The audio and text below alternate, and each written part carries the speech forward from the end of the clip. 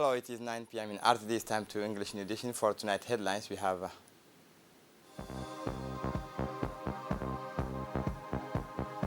the transfer of presidency of IGAD to the President of the Republic of Djibouti.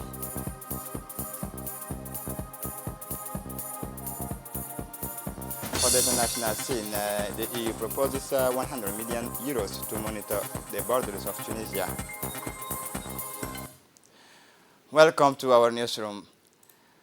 At the end of the summit, the President of the Republic, His Excellency Ismail Omar Guelleh, and the Head of State and Government signed a treaty of commitment of Excellencies Sir Ismail Omar Guelleh, as well as the Head of State and Government, in addition to the President of the Republic of Somalia, President Hassan Sheikh Mohamud, Kenyan President William Ruto, South Sudan President Salva Kiir, Ethiopian Prime Minister Abiy Ahmed, Sovereign Vice President of Sudan, Mr. Malik Akar, and the Minister of Foreign Affairs.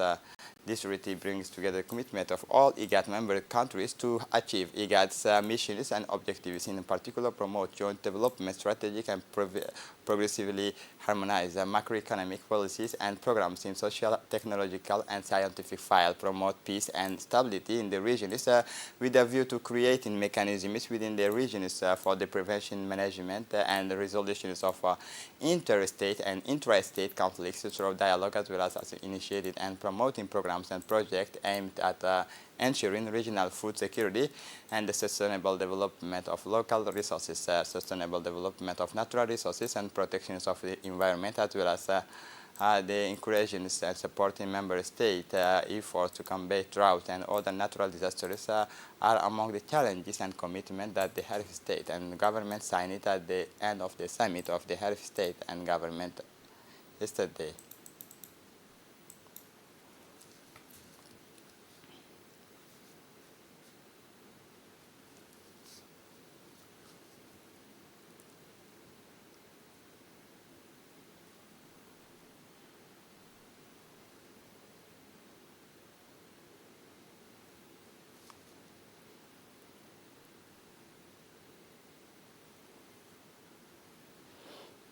The summit, which met and designated 3 countries to follow the file on the questions of Sudan. Listen for more details. Did meet and appoint a troika on the matter of Sudan. We have agreed as heads of state and the leaders of delegation that we expand the troika into a quartet by admitting Ethiopia as part of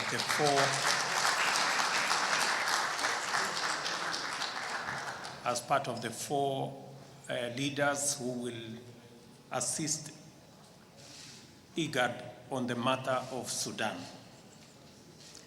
We have also agreed that because Salva Kiir is now the vice chair of our organization, that Kenya will take over the chairmanship of the quartet on the matter of Sudan.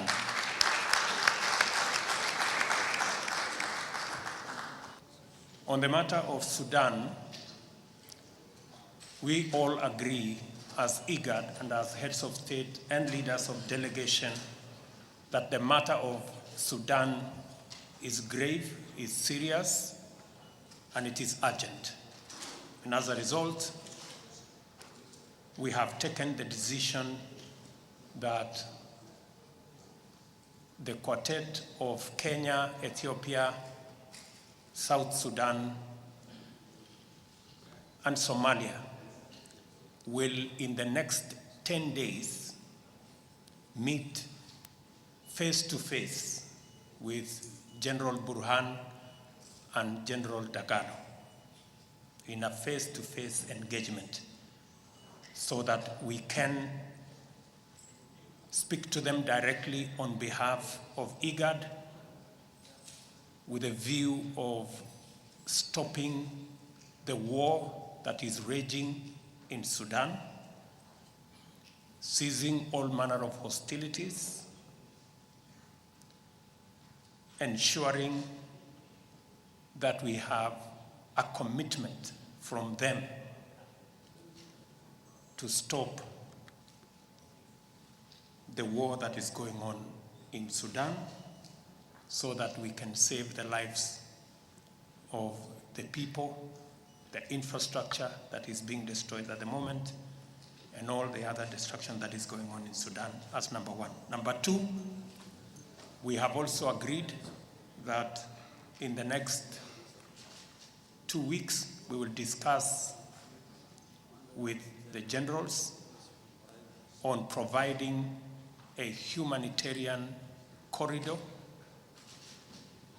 so that humanitarian support can be made available to those in need, especially the children, the women, the people who are hurt, and all other people that are currently caught in the middle of the conflict that is going on in Sudan. And number three, we have also agreed that in the next 3 weeks, we also begin the process of an inclusive national dialogue to get the people of Sudan the opportunity for them to discuss in their diversity the issues of their country. And the generals will also have the opportunity to send representatives so that we can move the whole country forward. Finally, we have also extended the tenure of the executive secretary who has served 1 term by another term of 4 years. And we have also agreed that the Council of Ministers will decide on the 2 deputy executive directors, deputy executive secretaries that have now been provided by the new treaty. I want to thank you very much. Country composed of Kenya, Ethiopia, South Sudan, and Somalia will meet within the next days with the Sudanese Army General Burhan and Sudanese Rapid Forces to speak directly to them on behalf of the IGAD and with a view to halting the war raging in Sudan, bringing all hostilities, assure that we have a commitment from them to end the war so that we can save the lives of the Sudanese citizens. The infrastructure in Sudan is currently destroyed, and the chairmanship of the IGAD countries is leave to the Republic of Djibouti, to the head of state, His Excellency Ismail Omar Guelleh, concerning the chairmanship of the IGAD countries is effectively we have agreed to initiate over the next 3 weeks inclusive national dialogue process to give the Sudanese peoples the will also have representative to make progressive in this final discussion. Have also extended the mandate of executive secretaries and agreed the councils of ministers IGAD member countries will decide on the two deputy executive directors and the 2 executive secretaries. The summit of the 40th ordinary sessions of the Assembly and Head of State and Government of member countries of the Intergovernmental Authority on Development, IGAD, was marked by the handover of the IGAD presidency to the Republic of Djibouti. His Excellency Ismail Omar Guelleh, President of the Republic, indicated in a speech made at the occasion his determination to carry out IGAD's missions and objectives, successfully resolving conflicts and crises in Sudan, copying the economic and food crisis. Listen to the Head of State.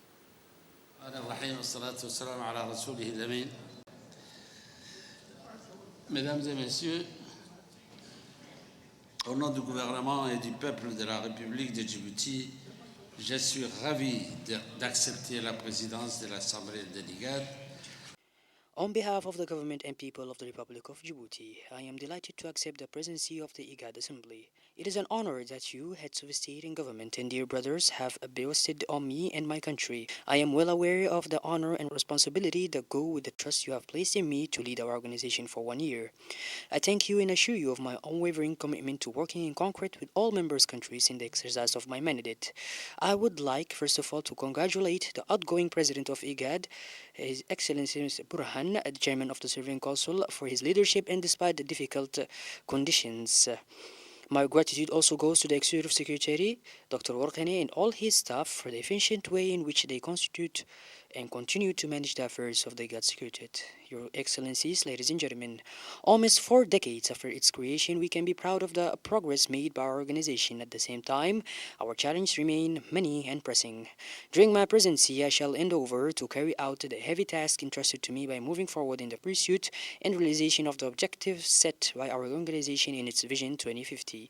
These include, first and foremost, consolidating peace and security in our region, a prerequisite for economic development and regional integration. Aware of the security challenge, I pledge to spare no effort to ensure that our region can cope with the threats and achieve a lasting peace and stability. The alarming situation in Sudan is at the heart of our concerns, and I can assure you of my total availability to find a rapid solution to this conflict. We welcome the progress made by Somalia in recent years in the holding of parliamentary and presidential elections. Finally, another issue that I consider essential during my term of office, and especially with your support, is the strengthening of IGAD's institutional capacity for optimal operation. We have, in fact, already undertaken a number of important reforms which, for the good of our organization, must be implemented very, very quickly. In conclusion, I would like to assure you that defending and promoting the interests of our institution will be at the heart of my concerns throughout my mandate. With your support, Excellencies, dear brothers, ladies and gentlemen, I have no doubt that together we will succeed in writing a new page in the history of our dear organization. Thank you for your support. The President of the Republic, His Excellency Ismail Omar Guelleh, Somalian President Hassan Sheikh Mohamud, Kenyan President William Ruto, and the Prime Minister of Kenya planted trees at the new IGAD headquarters now under construction.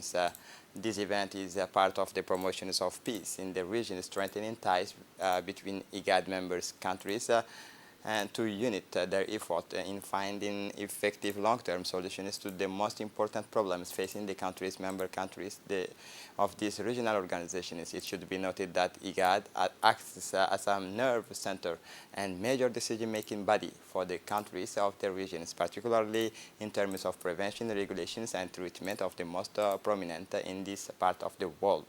The peaceful coexistence of peoples, the fight against all forms of extremism, including terrorism, and the achievement of an economic integration through the region, IGAD's main missions.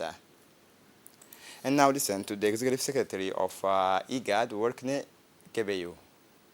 Anticipated day for the region because of the nature of the meeting. This is an ordinary session which is happening after 4 years. We had a lot of extraordinary sessions. So two very important things. Number one is the current situation of our region. That the challenge we are facing in the Republic of Sudan. This summit has discussed, based upon the proposal of the tripartite or troika of our heads of state and government led by President Salva, and come up with a clear roadmap that will be the way forward how to resolve the conflict in the Republic of Sudan. And also this summit has stressed that we don't have time, we have to act swiftly on the situation. Our brothers and sisters in Sudan, they are suffering, displacement, refugees, shortage of food, every challenges that the people of Sudan, who were previously hosting millions of refugees, now is suffering. So one thing is the most important thing outcome is this one. The second thing is institutional thing. We did endorse the treaty of the organization, which is one of very important component of the organization, which will stipulate the rules, the regulations, and everything about the organization. So that will say different things. For example, the chairmanship, it is going to be from now onward 1 year. That is a rotation from one year. This is the new development which comes to this thing. There are also other institutional issues which we have discussed and resolved. So for IGAD as an institution and for the region, that's why we say very important. We got a new chairman, that's Excellency President Ismail Guelleh. He's the host of this organization for the last 36 years. So this is also another very important development that make strong our organization. So we are going to aspiring to be rule-based organization, the organization which works with predictability and with transparency. The next step and the most important thing is the Sudan situation. As we have said earlier, now the leaders has put a clear direction to engage the both parties. That is going to happen within the next 10 days. And the other is creating humanitarian corridor. That is also going to be happen within 2 weeks. And also the engagement, the political engagement will continue after 3 weeks. These all things are very important things that we are going to. This is a treaty, you know. Treaty is all about this organization is going to be ruled. And it's a lot of articles, more than 40 something articles, which will clearly direct the way forward that we are going to work. This is one thing. I cannot go detail these things. Treaty is one of the things that establish this organization itself. It has changed after 36 years. So this is also another big event for our organization, and this treaty was on the table for the last 10 years. But I'm very happy that we have succeeded to make it on my tenure. Dr. Abiy Ahmed Ali left the country this morning after attending the 40th ordinary sessions of the IGAD Assembly of Head of State and Government. The Ethiopian Prime Minister was accompanied by strong delegations and took part alongside the IGAD Head of State in the 40th IGAD Head of State Summit. On his departure, the Ethiopian leader was greeted at the Djibouti International Airport by the Minister of Infrastructure, Mohammed Abdul Qadir Musa Helm.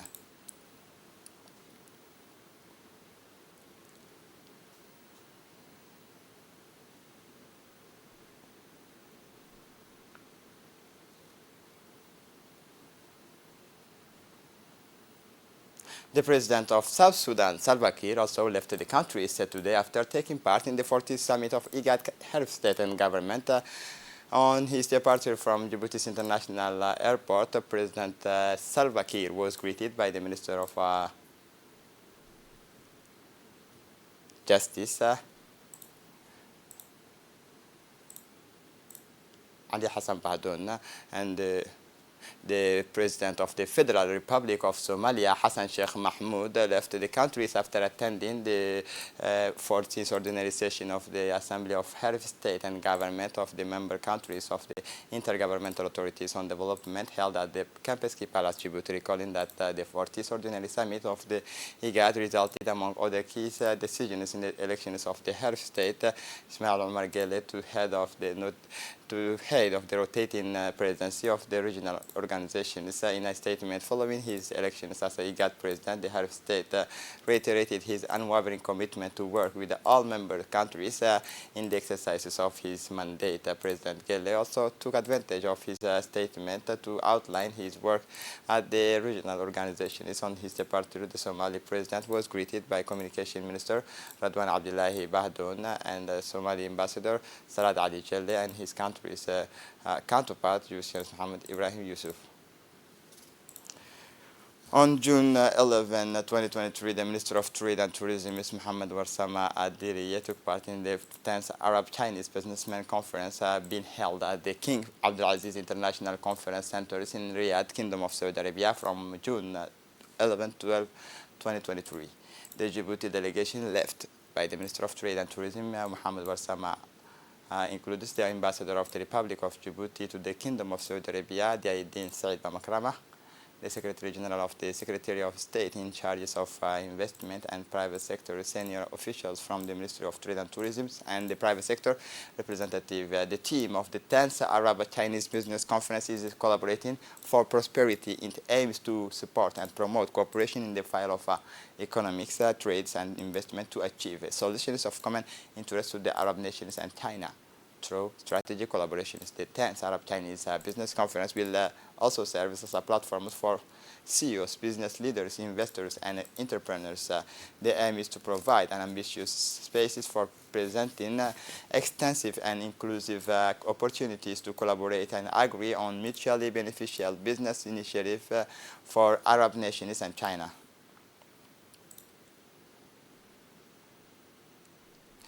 This Sunday, June 11, 2020, Djibouti International Exhibition Center, the departure ceremony of the SIM China Tower took place. The China Tower marks the end of the first years of training for young entrepreneurs from the Center of Innovations and Excellence of Maritime, SIM. The SIM project is a non-profit capacity building project designated to empowering youth leadership and entrepreneurship in Djibouti, thereby contributing to Djibouti's Visions 2023-2035. In addition, this project helps to promote the private sector's innovations and job creations. At the same time, the project also covers the wider East African regions and aims to promote digitizations and regional connectivity. Young entrepreneurs from Djibouti and East African countries will visit 4 major cities in China: Beijing, Hangzhou, Yishun, and Shenzhen, to establish, create links and contacts to strengthen their files, researches, and networking in China. As a General Director of Center for Leadership and Entrepreneurship, but also on behalf of Her Minister and Her Excellence Minister Mariam Hamoudou, the Minister Delegate for Digital Economy and Innovation. So this momentous occasion marks the departure of exceptional startup, not only from Djibouti, but in the region, and in a business tour in China. Our collaboration with CIME is a testament to the power of partnership and the potential it holds for fostering growth and development, not only for our country, but in Africa and in China. After the capitals and the two southern regions, the prefect handover towers ended in the northern regions. It was the turn of the historic town of Obok to celebrate the handover ceremony between the outgoing prefect Abdul Malik Muhammad Banoita and the incoming prefect Mr. Musa Adan Migane. The delegation made up of the handover committee and the new prefect was received at the entrance to the town of Obok, where they were given a very warm welcome, escorted by the emblematic camels dedicated to the major event and a convoy of vehicles. The delegation then headed for the prefecture. On arrival, the new prefect Musa Adan Migane was warmly welcomed by the outgoing prefect Abdul Malik Muhammad Banoita and the president of Obok Regional Council Muhammad Hamad Ismail, as well as parliamentarians including the Honorable Ali Hamad Hassan and Kamil Hamad Ahmed, high dignitaries of the Obok region. A huge crowd made up of men, women, and Obok youth, represented by their dynamic prefect Mr. Musa Hassan Haisama, to the rhythms of welcomes of song Arhiba, sung by the emblematic voice of the Djiboutian singer Amanda. She led the delegation on the steps of the prefectures. Then, surrounded by a jubilant crowd, the two prefects performed folk dances to the rhythms of the welcome song. The people of Hayu celebrated the new prefect's welcome with the enthusiasm and satisfactions.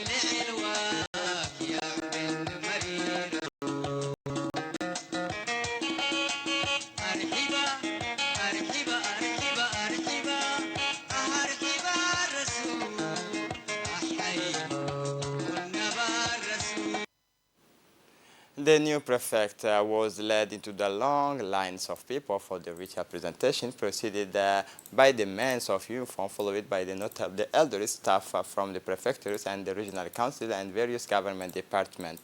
They all welcomed him to the historic town. The two prefects then entered the prefect's offices to carry out the handover in the presence of the handover committee. After signing the official documents and handing over the files, the new prefect Musa Migane was installed. Finally, the ceremony ended with a lunch prepared for the occasion in an atmosphere of conviviality and fraternity.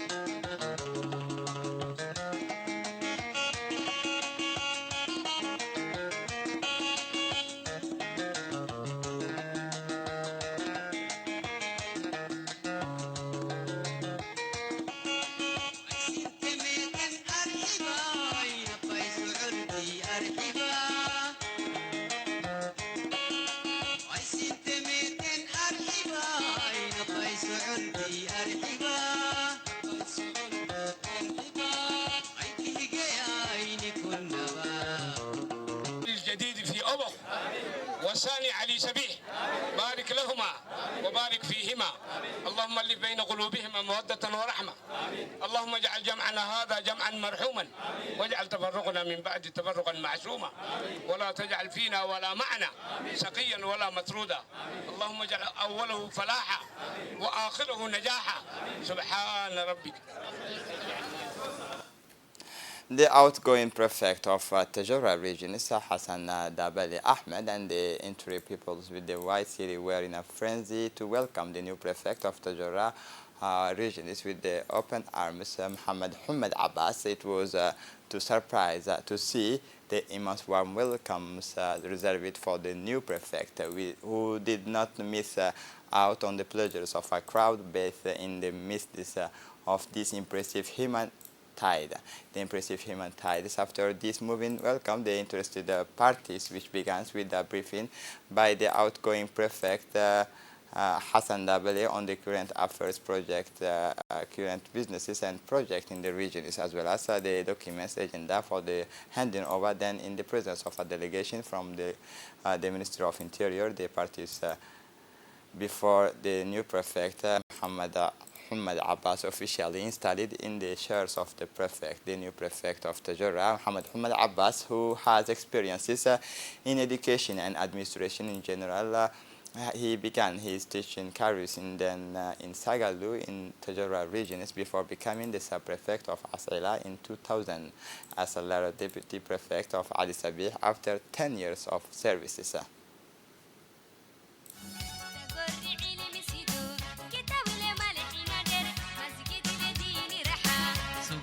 سلالو هيراو إلو براقي عري سوقت سلالو هيراو إلو براقي عري تقري علم سيدو كتاب لمالحين در مسجد الدين رحا سوقت سلالو هيراو إلو براقي عري سوقت سلالو هيراو إلو براقي عري. After the handover ceremony, the prefect Muhammad Abbas met the Sultan of Tajura regions, Ali Habib, and his vizier. The prefect expresses his willingness to work closely with the customary chief. Dardar Ali Habib welcomes his appointment and pledged to work closely with him to best serve the region.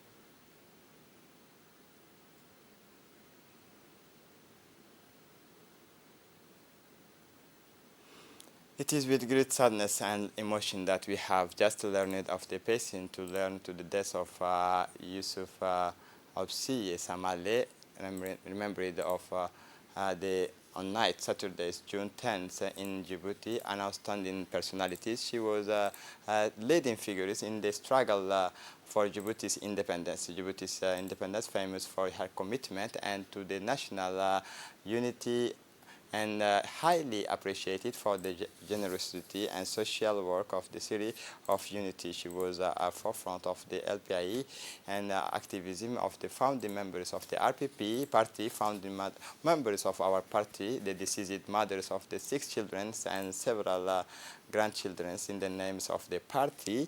President, on behalf of the executive committee and on behalf by our names, we extend the deepest condolence to the family and friends of the deceased. In particular, her daughter is Ms. Nadira Ali Hassan. May God welcome her into his eternal paradise. Inna lillahi wa inna ilayhi raji'un.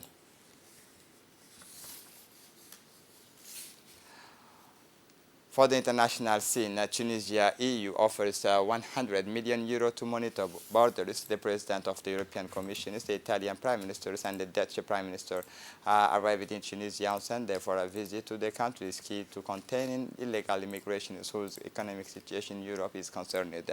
Ursula von der Leyen's Giorgio Meloni and Mark Rutte were welcomed by the Tunisian ministers Najila Bouden before meeting the President Kais Saied.